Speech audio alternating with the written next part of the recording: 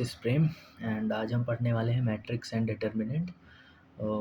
जैसा कि अपने मैथ्स के टॉपिक में मेंशन है अलजेब्रा के बाद सीधा मैट्रिक्स एंड डिटर्मिनेंट, तो हम दोनों को कंपेयर करके साथ साथ में पढ़ने वाले हैं। ठीक है, तो ये अपना मेन टॉपिक है मैट्रिक्स एंड डिटर्मिनेंट। ठीक है, तो this notes are important for Havildar education, army Havildar education CE exam.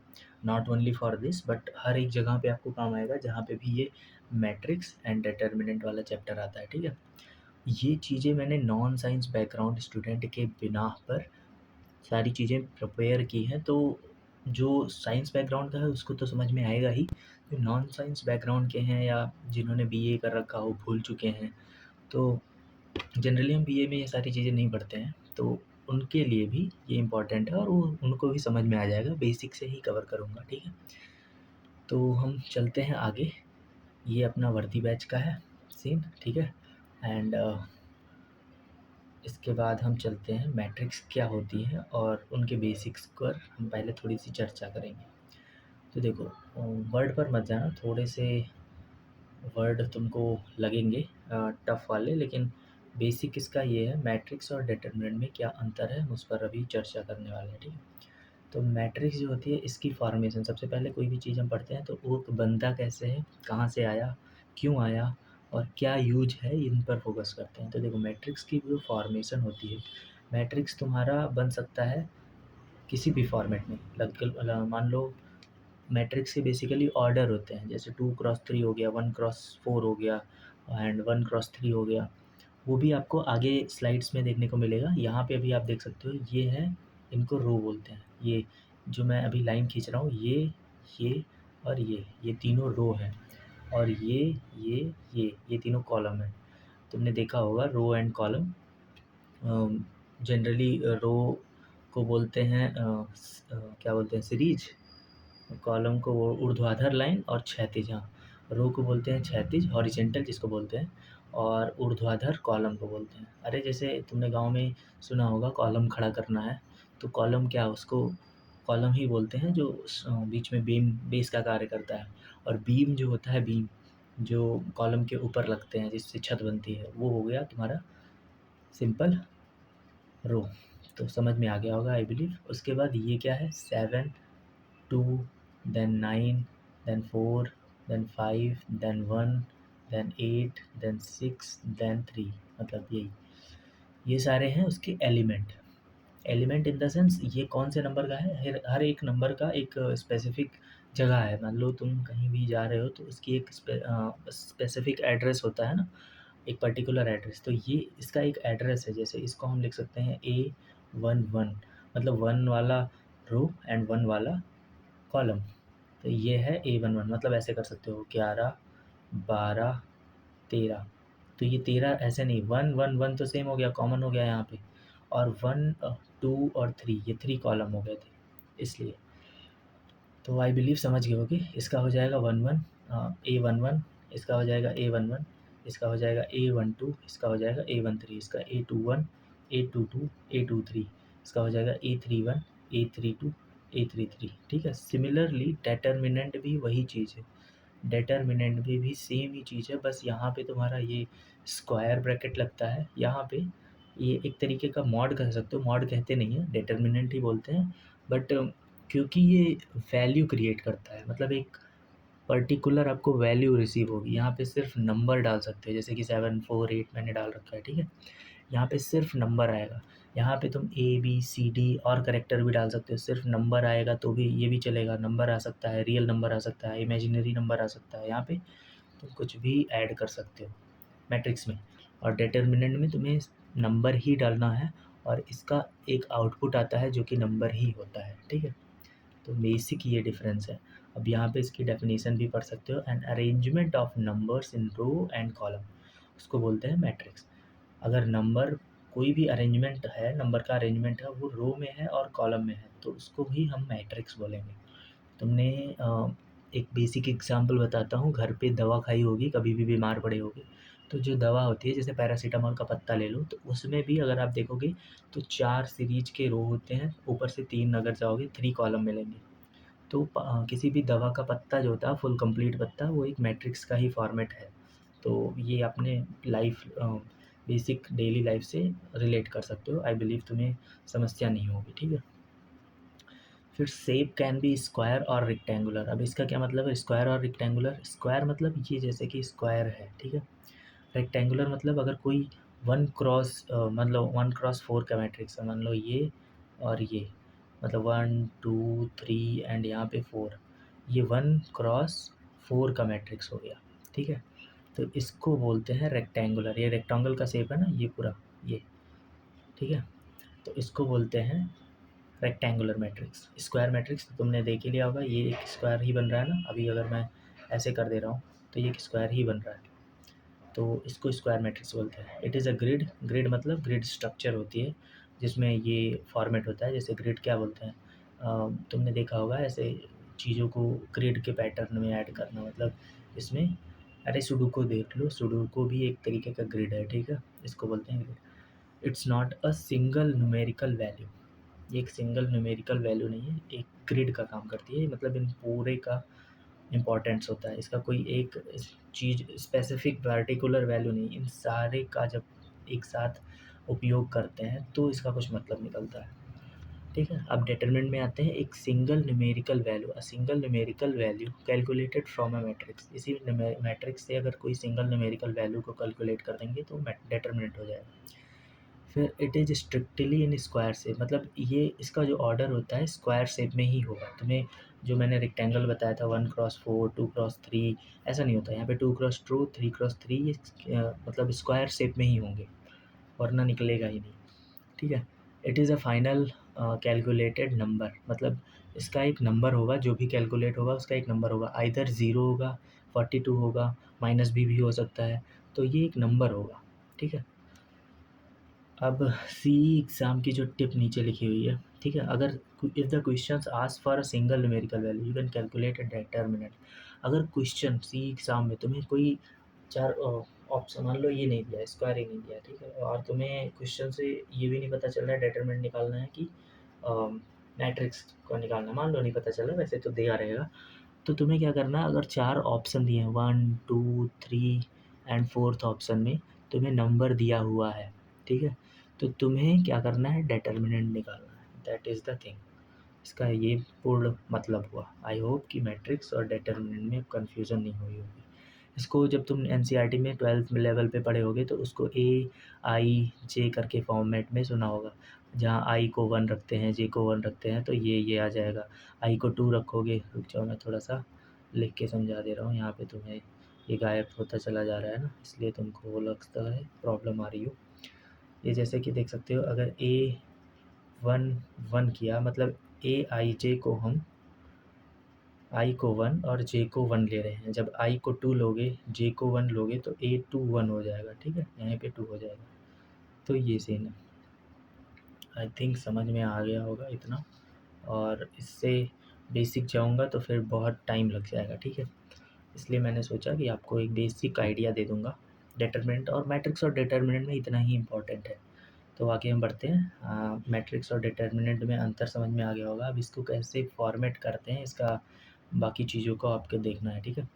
जैसे कि मैंने अभी ऊपर ही बताया था कि देखो, इसमें मान लो रो हो गया एम, रो को हम एम मान लो डिनोट करते हैं, ठीक है, और ये हो गया कॉलम एन।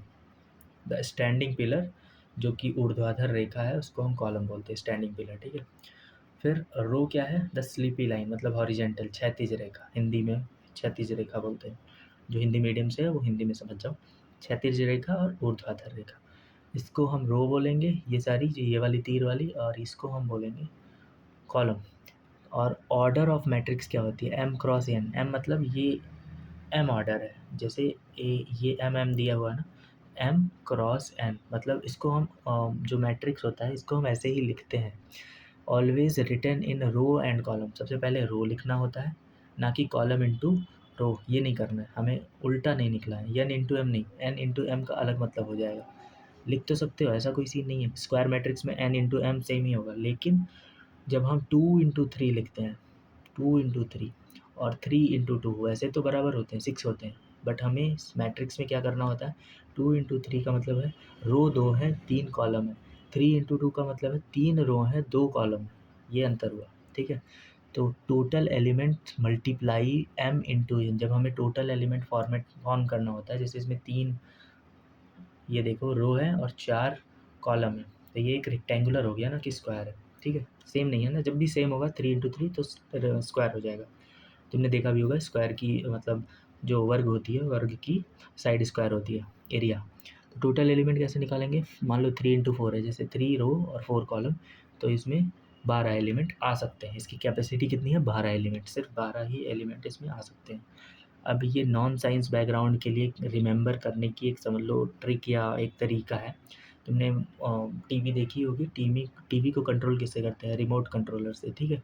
तो आर मतलब रो फर्स्ट देन कॉलम, ये चीज़ यहाँ से याद कर सकते हो, ये बेसिक है। मतलब मैंने तो वैसे भी तुमको समझा दिया है, रो एंड कॉलम में रो सबसे पहले कॉलम बाद में, ठीक है। ये फॉर्मेट याद रखना, फिर कंफ्यूज नहीं होंगे, ठीक है। रो कम फर्स्ट, कॉलम कम सेकेंड। अब आगे हम चलते हैं, ये हो गया कैसे ग्रिड को लिखना होता है। अब ये तुम्हारे एसेट्स हैं, एसेट्स मतलब तुम्हारी इम्पॉर्टेंट चीज़ें हैं, जिसमें हम डिस्कस करेंगे टाइप ऑफ मैट्रिक्स। अब कितने टाइप की मैट्रिक्स होती हैं वो देख लो। अब देखो, जो मैंने पहले बताया था स्क्वायर और रेक्टेंगल का, वो चीज़ें स्टार्ट होने वाली है। अब ये रो ऑब्लिक कॉलम मैट्रिक्स, अगर रो मैट्रिक्स बोलना है, किसको रो मैट्रिक्स बोलते हैं, जिसमें रो होती हैं। देखो इसमें रो एक है और इसको हम बोलते हैं कॉलम मैट्रिक्स, क्योंकि इसमें एक कॉलम है। जब एक रो होगा, बाकी ढेर सारे कॉलम होंगे, तो उसको रो मैट्रिक्स बोलते हैं।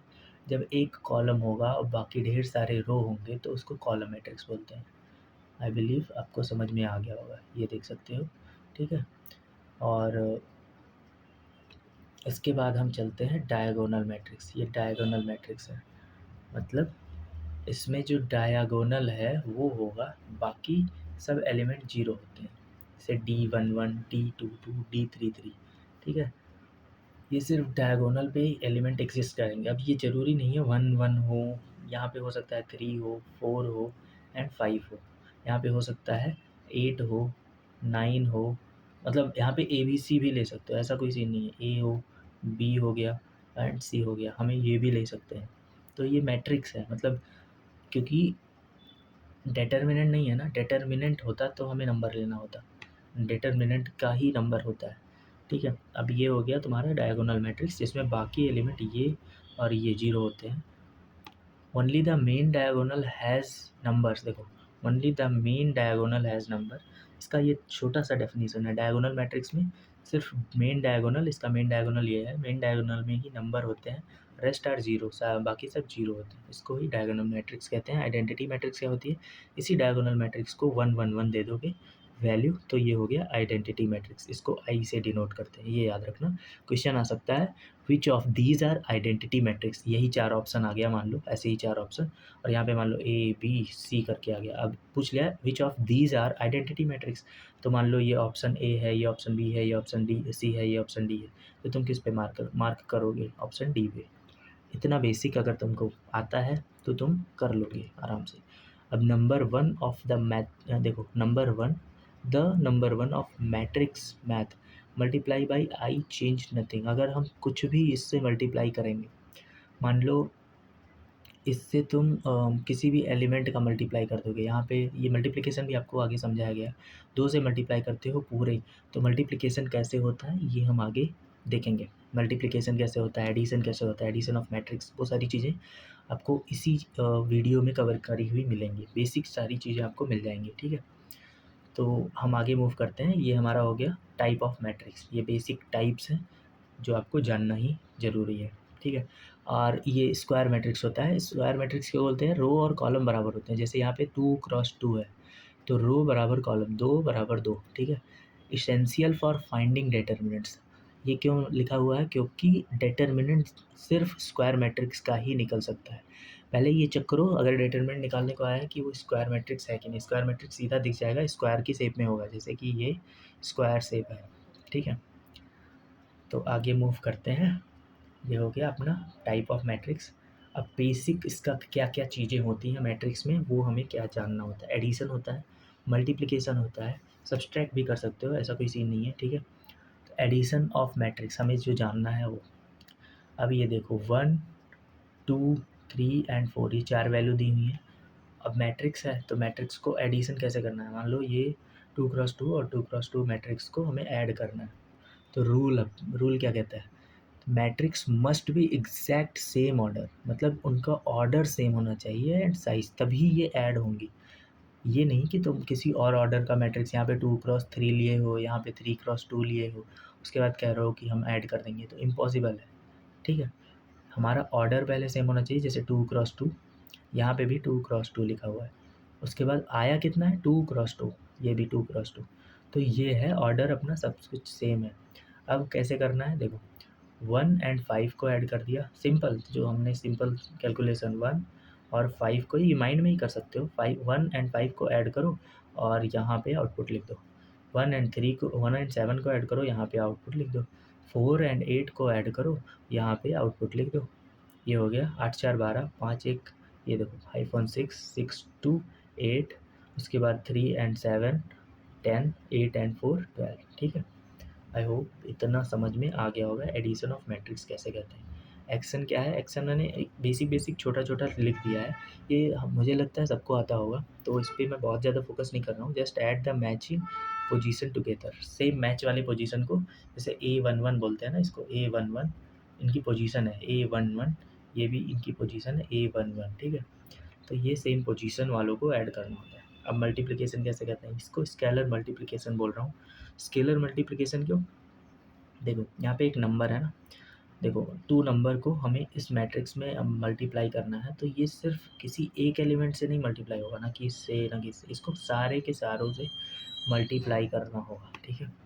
जब 2 का मल्टीप्लिकेशन किसी मैट्रिक्स के साथ होता है, ये हमारा आउटपुट ऐसा आता है। वहीं डिटर्मिनेंट में अलग होता है, डिटर्मिनेंट में जब तुम करोगे मल्टीप्लिकेशन, वो किसी एक स्पेसिफिक रो से भी कर सकते हो, किसी एक कॉलम से भी कर सकते हो, उसका थोड़ा सा मेथड अलग है, वो थोड़ा सा हाई लेवल की चीज़ें हैं, मतलब इतनी भी हाई नहीं है, तुमने पढ़ा होगा तो तुमको वो सारी चीज़ें ईजी लगेंगी, बट हाँ थोड़ी सी कन्फ्यूजिंग है, ठीक है, नॉन साइंस बैकग्राउंड वालों के लिए।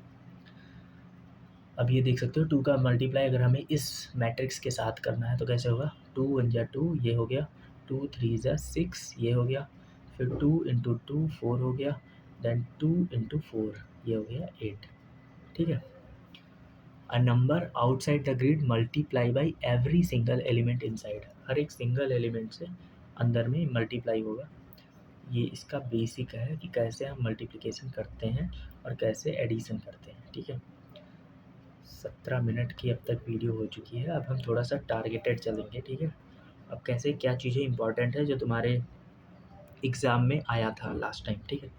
इम्पॉर्टेंट ये है कि तुम्हें ऑर्डर ऑफ मैट्रिक्स पर थोड़ा ज़्यादा फोकस करना है, ठीक है। मैट्रिक्स मल्टीप्लिकेशन रूल जो होता है, सबसे पहले मैट्रिक्स मल्टीप्लिकेशन रूल में, अगर कोई मैट्रिक्स ए है, मान लो कोई एक मैट्रिक्स है जिसका ऑर्डर दिया हुआ है 3 इंटू 2, 3 इंटू 2 का सेंस मैं बता दे रहा हूँ, देखो 3 इंटू 2 मीन्स होता है कि तुमने एक थोड़ा सा और हाईलाइट करता हूँ, ठीक है, वेट करो, देखो अगर मैं बोलूँ, येलो कलर ले ले रहा हूँ, थोड़ी सी साइज़ बढ़ा दे रहा हूँ, ठीक है।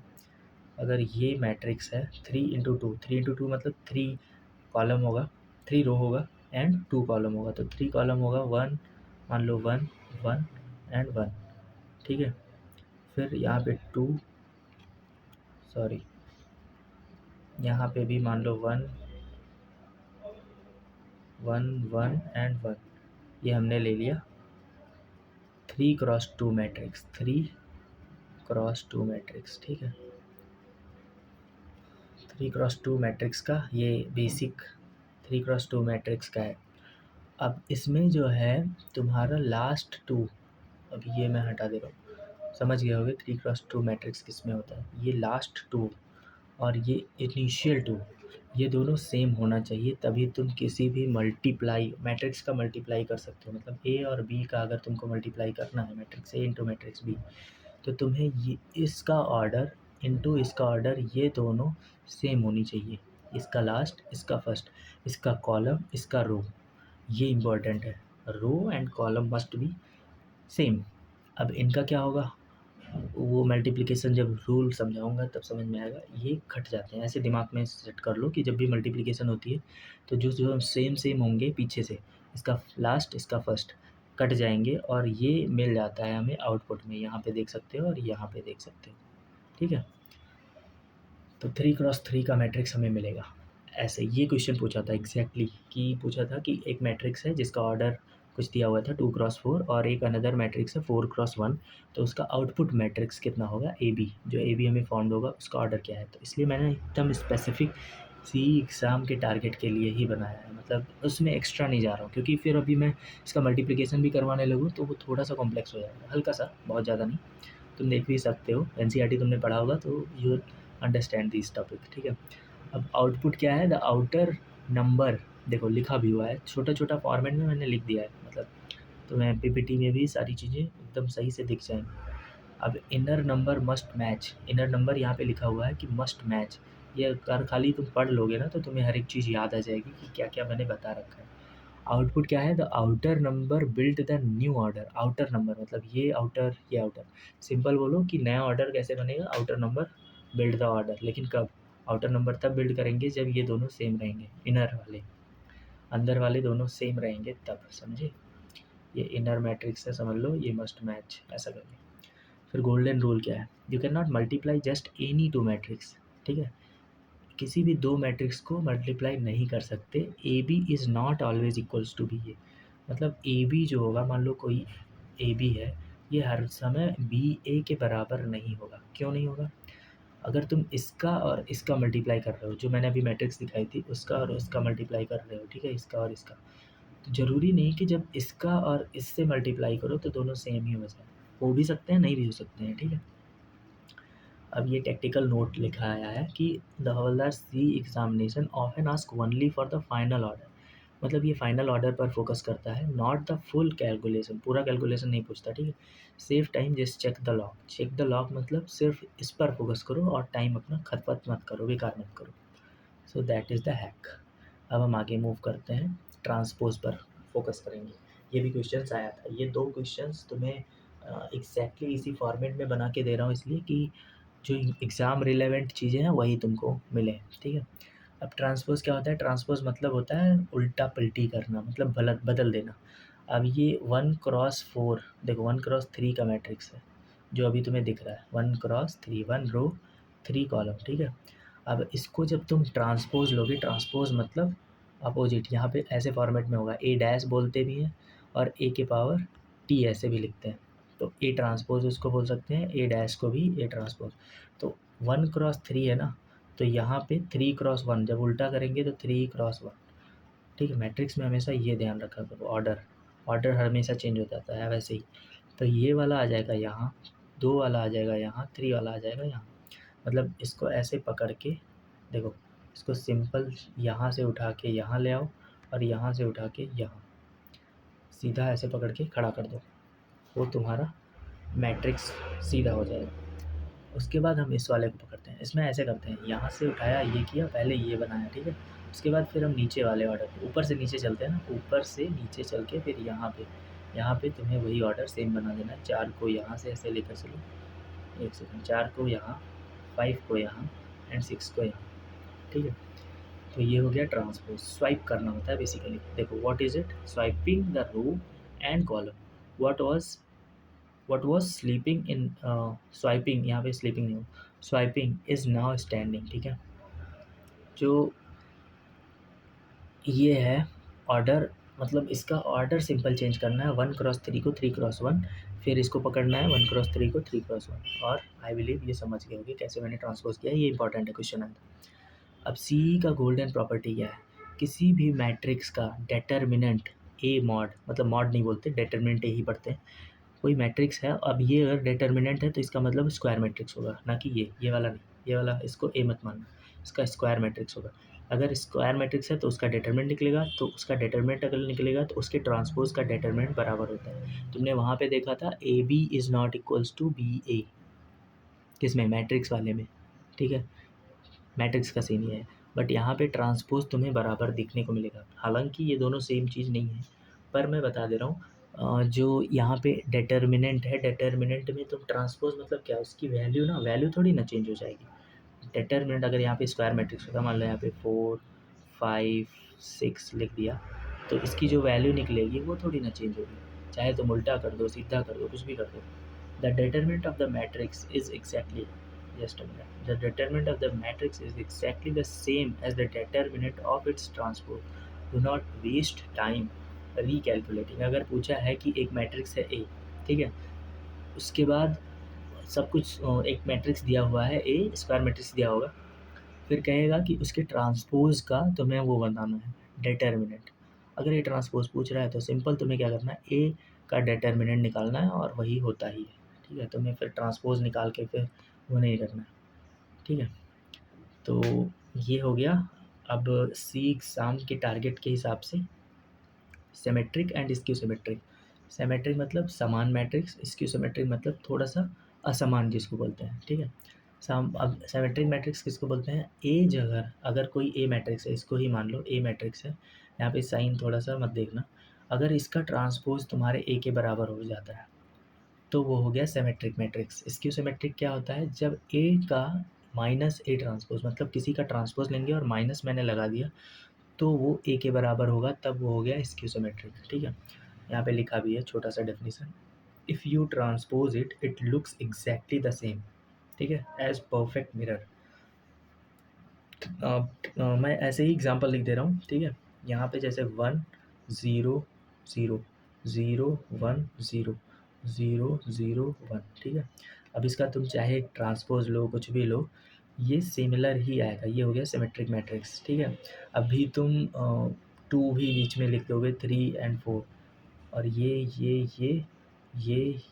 कर दो, इसको भी ऐसे लिखोगे, यहाँ पे ये यहाँ पे आ जाएगा, ये यहाँ पे आ जाएगा, ठीक है, तो भी सेम ही होगा symmetric matrix. Skew symmetric matrix ये एग्जांपल है स्क्यू सिमेट्रिक का, ठीक है। स्क्यू सिमेट्रिक का इसी को ही ले सकते हो। इसमें जैसे देखो, ये उठाया, फिर हम यहाँ पे रख देंगे, ठीक है।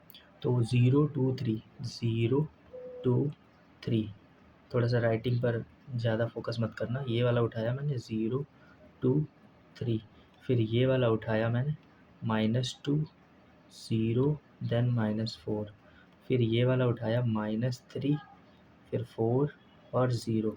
अब तुम देखोगे कि जब मैं माइनस का मल्टीप्लाई करूँगा तो माइनस का मल्टीप्लाई करते ही सिमिलर चीज़ें होने लगेंगी, यही वाला मैट्रिक्स आ जाएगा। आई होप समझ गए होगे, ठीक है। तो ये हो गया स्क्यू सिमेट्रिक मैट्रिक्स। अब यही एक और है जिसको द जीरो डायगोनल रूल बोलते हैं, ठीक है। If a matrix is skew symmetric, its mean diagonal element are always zero। अगर कोई मैट्रिक्स है skew symmetric, अगर बोल रहा है किसी भी मैट्रिक्स को देखना, अगर यहाँ पे मेन डायगोनल जीरो दिखे, ठीक है, तो समझ जाना कि वो skew symmetric मैट्रिक्स ही है, ठीक है। If a question asks you to identify a skew symmetric matrix, just look for the zero down the middle, ठीक है। जीरो बस देखना है तुमको, बस और कुछ नहीं, ठीक है।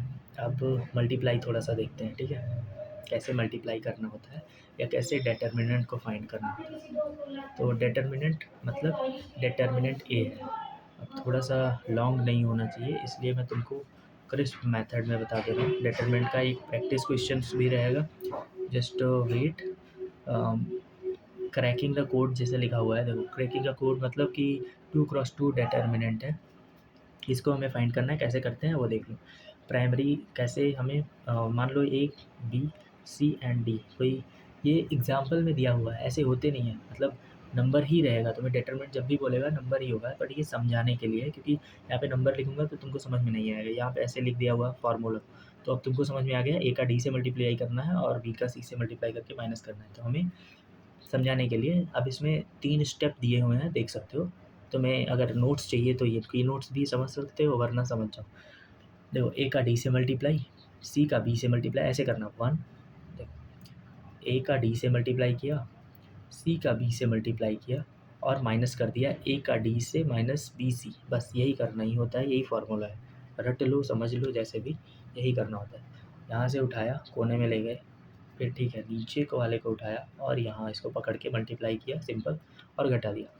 तो सबसे पहला स्टेप है कि प्राइमरी डायगोनल, जो प्राइमरी डायगोनल मतलब मेन डायगोनल है, इसको मल्टीप्लाई करना है ए डी। फिर मल्टीप्लाई द सेकेंडरी डायगोनल, इसको सेकेंडरी डायगोनल बोलते हैं, दूसरा डायगोनल, तो हम बी सी का मल्टीप्लाई करेंगे। फिर स्टेप 3 क्या है, जो कि हमें दूसरे से मिला हुआ है पहले वाले से घटाना है, मतलब सब्सट्रैक्ट स्टेप 2 फ्रॉम स्टेप 1, पहले वाले से दूसरे को घटा दोगे तुम्हारा मिल जाएगा डिटर्मिनेंट।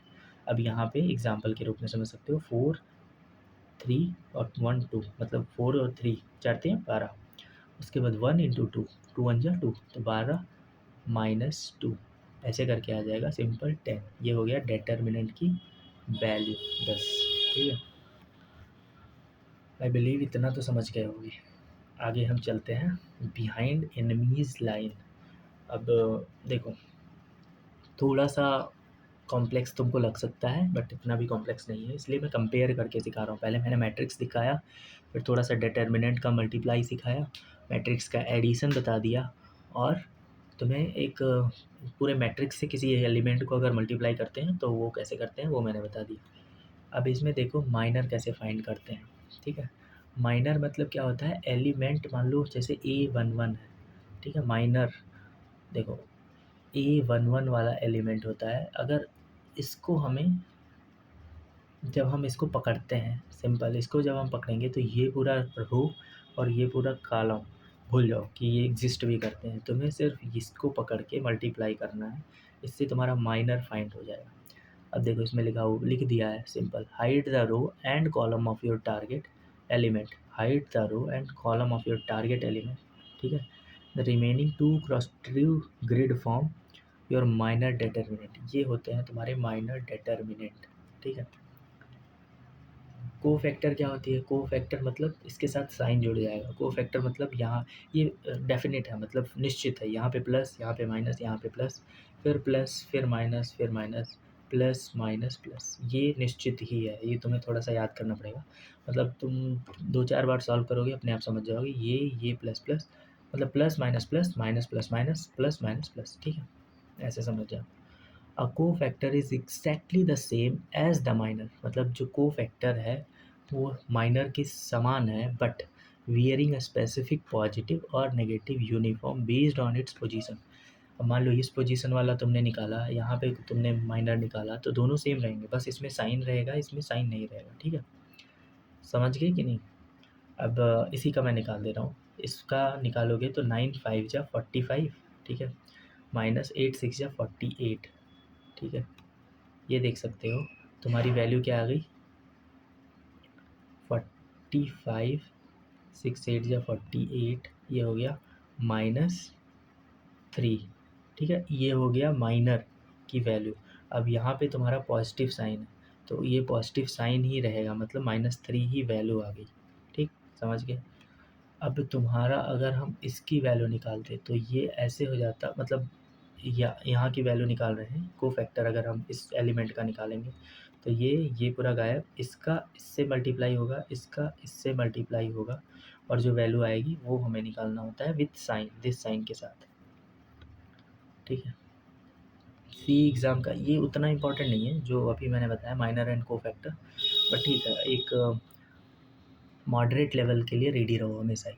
ठीक है, तुम्हारे एग्ज़ाम में जो पूछा गया वो जो तुम्हारा ऑर्डर है वो इम्पोर्टेंट है, जो मैंने एडिशन मैट्रिक्स बताया, मल्टीप्लिकेशन कैसे बताया, फिर पहचानना कैसे बताया, वो चीज़ें इंपॉर्टेंट है। ठीक है, सी एग्ज़ाम का टारगेट देख लो, तो 2x2 एडजॉइंट चीट कोड है, अगर ये दिया हुआ है 2x2 का, ये तुम्हें मतलब एग्जैक्टली कैसे फाइंड करना है एडजॉइंट मैट्रिक्स, उसके लिए है, तुम्हें सॉल्व नहीं करना है, इसको डायरेक्टली अप्लाई कैसे करते हैं, क्योंकि तुम्हें वहाँ पूरा टाइम नहीं रहेगा, मतलब मैं तुमको डायरेक्टली बता दे रहा हूँ कैसे कैसे करना है। ठीक है, मान लो ये तुम्हारा दिया हुआ है A B C D। अब ठीक है, स्टैंडर्ड वे है तो पहले तो फाइंड करो को फैक्टर, हर एक का को फैक्टर फाइंड करो, फिर मैट्रिक्स बनाओ, फिर ट्रांसपोज लो, उसके बाद तुम्हें मिलता है, ठीक है, एडजॉइंट मैट्रिक्स। तो इतना सब काम करके अच्छा है कि अगर 2x2, क्योंकि इससे बड़ा आएगा भी नहीं अगर एग्ज़ाम में तुम्हारे आया 2x2, ये 2x2 है ना, ये 2x2 मैट्रिक्स है, 2x2 मैट्रिक्स का सिंपल समझो कैसे होता है, ये ए है, ये बी है, ये सी है, ये डी है, तो ए को डी से रिप्लेस कर दो, डी को ए से रिप्लेस कर दो, सिंपल इंटरचेंज किया, ए को डी, डी को ए। ठीक है, डी यहाँ, ए यहाँ। अब क्या करना है, बी को वहीं, सी को वहीं, बट साइन चेंज कर देना है। जो भी, अगर पॉजिटिव है तो नेगेटिव, नेगेटिव है तो पॉजिटिव। दैट्स ऑल, इतना ही करना है 2x2 मैट्रिक्स के लिए। आई बिलीव इतना याद रहेगा, ठीक है। A D B C, A D को चेंज, बी सी को माइनस साइन से चेंज, मतलब फ्लिप करना है। तो देखो, स्वैप द मेन डायगोनल लिखा भी हुआ है स्टेप वाइज, तुम्हें भटकने की ज़रूरत नहीं पड़ेगी। अगर ये नोट्स बाद में तुम्हें मान लो किसी भी पॉइंट पे याद नहीं आ रहा है कैसे किया था, बस जस्ट ये पॉइंट देख लोगे, तुम्हें हल्का सा अपने आप याद आ जाएगा। Flip the sign and change the diagonal, swap the diagonal. ये हो गया फेज़ 1, फेज़ 2, फेज़ 3। ये फाइनल रिजल्ट है एडजॉइंट मैट्रिक्स निकालने के लिए, ठीक है। एडजॉइंट मैट्रिक्स हम क्यों निकालते हैं?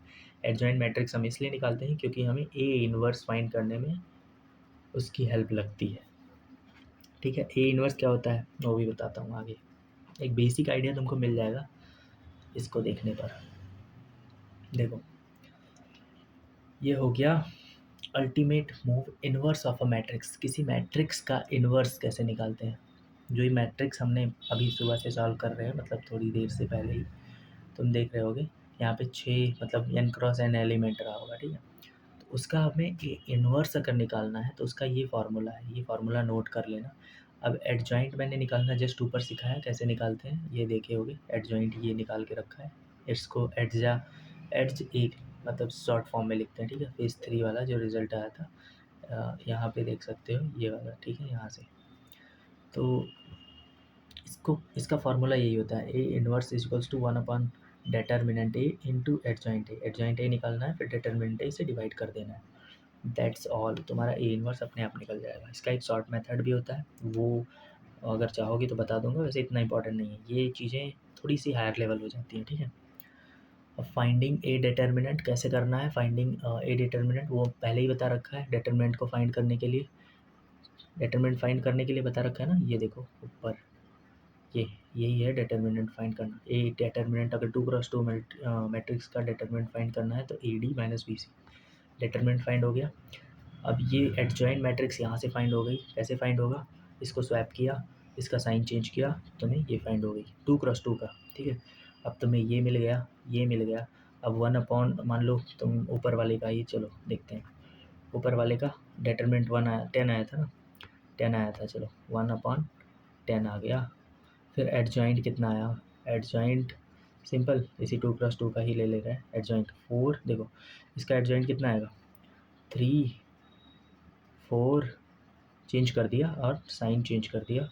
ये हो गया एडजॉइंट मैट्रिक्स। 3 - 2 - 1 - 4, 3 - 2, देखो 3 - 2 - 1 एंड 4, ये हो गया एडजॉइंट। और 1/10, ये हो गया तुम्हारा फाइनल ए इनवर्स। अब इसको मल्टीप्लाई अंदर कर दोगे तो भी ठीक है, नहीं करोगे तो भी ठीक है, ठीक है। ये हो गया तुम्हारा यहाँ तक का।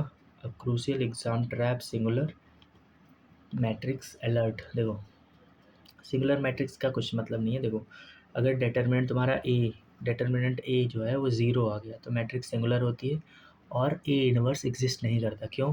क्योंकि जब ए ही तुम्हारा यहाँ पे मान लो 0 हो गया तो ये इन्फाइनाइट नहीं हो जाएगा जब डिवाइड करोगे। तो जब डिटर्मिनेंट ए तुम्हारा 0 हो जाता है, मतलब डिटर्मिनेंट ए की वैल्यू 0 आ जाती है, तो तुम्हारा ए इनवर्स एग्जिस्ट नहीं करता है, डज नॉट एग्जिस्ट। और इसी को जब डिटर्मिनेंट ए 0 हो जाता है तो उसको सिंगुलर मैट्रिक्स बोलते हैं, बस। नॉन सिंगुलर किसको बोलते हैं, जब A determinant A is not equals to 0, बस। और ये ज़्यादातर इसी की यही रहता है, चाहे माइनस में आएगा चाहे तुम्हारा पॉजिटिव कोई वैल्यू आए। अभी ऊपर 10 आया था ना, 10 आया था ना डिटर्मिनेंट ए की वैल्यू, मतलब ये डिटर्मिनेंट की वैल्यू नॉन जीरो है, तो वो हो गया नॉन सिंगुलर। दैट्स ऑल, ठीक है। तो हमने क्या क्या देख लिया, मैट्रिक्स का देख लिया, ठीक है। डिटर्मिनेंट थोड़ा सा देख लिया, माइनर कैसे निकालते हैं, को फैक्टर कैसे निकालते हैं, एडजॉइंट कैसे निकालते हैं और ए इनवर्स कैसे निकालते हैं, इतना चीज़ें हमने आज पढ़ लिया। अब ये है, देखो यहाँ पे एक छोटा सा एक भी दिया हुआ है, देख लो। डिटर्मिनेंट ए कब होगा, जब इस determinant A is equals to 0, तो सिंगुलर मैट्रिक्स हो गया। फिर यहीं पे स्टॉप हो जाना है। जब determinant A not equal to 0, तो फिर हम ये सारी चीज़ें निकालेंगे, ठीक है, इन्वर्स ए तक। अब ये है प्रैक्टिस का क्वेश्चंस। आई होप आप लोग सॉल्व कर पाओगे। क्वेश्चन 1 है, क्वेश्चन 2 है, क्वेश्चन 3 है, ठीक है। ईजी है और इसी चैप्टर में जो मैंने ऊपर कवर कर रखा है उसी में तुम्हारा ये सारे क्वेश्चन सॉल्व हो जाएंगे, ठीक है। पी मैट्रिक्स दिया हुआ है, क्यू मैट्रिक्स दिया हुआ है, इसका तुम्हें ऑर्डर बताना है, आउटपुट क्वेश्चन करवा रखा है और इसी समान करना है। Find the determinant of the matrix, ठीक है। ये थोड़ा top row and bottom row, इसमें तुम थोड़ा सा कंफ्यूज हुए होगे, ठीक है, बता दे रहा हूँ। देखो डिटरमिनेंट ऑफ अ मैट्रिक्स, अगर टॉप रो, जैसे ये top row and bottom row छोड़ दो, तुम इन दोनों का ही डिटरमिनेंट निकाल देना। वेट वेट वेट, मान लो ये है और ये है, मान लो, फिर ऑप्शन भी चेंज करना पड़ेगा। वेट वेट वेट वेट, थोड़ा सा इसको मत करना, खैर कर पाओ तो कर लेना, वैसे मैं थोड़ा सा देख लूँगा कि क्या गलती हुई थी। टॉप रो मीन्स मुझे लग रहा है ये टॉप रो इनका है एंड बॉटम रो इनकी, बॉटम रो की डिज़ाइनिंग कर दी है, ठीक है। चलो आगे देखते हैं। ये वाला कर लेना, ये वाला करके आंसर देना 1 एंड 3 का, ठीक है। यही होमवर्क है तुम्हारा। अब इतना अगर सॉल्व करवाया है तो तुम समझ सकते हो, ठीक है। Solve these in 60 second, 2 question है, 60 सेकेंड में सॉल्व कर देना एंड मिशन यहाँ पे कंप्लीट हो जाता है। बेसिक तुम्हारा थोड़ा सा बन चुका होगा मैट्रिक्स एंड डिटरमिनेंट में। सो सब्सक्राइब टू द देश प्रेम चैनल फॉर डिफेंस अपडेट, ठीक है। डिफेंस के अपडेट्स के लिए सब्सक्राइब कर सकते हो। सी एग्ज़ाम की स्ट्रेटजी यहाँ पे होगी और बहुत सारी स्टडी से रिलेटेड चीज़ें भी जो हम करते हैं या जो हमें परेशानियाँ होती हैं वो सारी चीज़ें यहाँ पे डिस्कस किया जाता है। तुम ज्वाइन कर सकते हो वर्दी बैच को भी, जो IT साइबर इन्फो ऑप्स, ठीक है। इसमें हम तुम्हें लाइव तो नहीं ये हमने पहले सोचा था, बट अब रिकॉर्डेड क्लास दे देंगे, ठीक है। आराम से 100 प्लस तो आराम से आ ही जाएगा, ठीक है।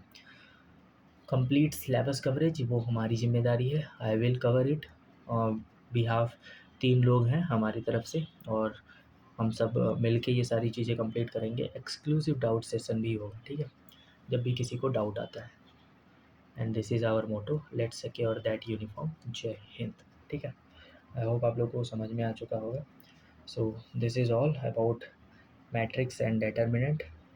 जो भी डाउट हो किसी को कुछ भी कमेंट सेक्शन में बोल देना और डू लेट मी नो कि कैसा लगा आपको ये सेशन अटेंड करके और क्या क्या चीज़ें एक्स्ट्रा चाहते हो। सजेशंस कोई है तो बता सकते हो। वर्दी बैच के लिए तुम्हें लिंक मिल जाएगा डिस्क्रिप्शन में भी, ऊपर से बायो में भी लिंक है, यूट्यूब के चैनल की ही बायो में लिंक है, तो वहाँ से पूछ सकते हो। एंड टेलीग्राम का ग्रुप है, ज्वाइन कर लो। We are also preparing with you, तो आई बिलीव कि प्रॉब्लम नहीं होगी हमारी तरफ से, इतना तो हम कोशिश करेंगे। बाकी मिलते हैं अगले वीडियो में। जय हिंद।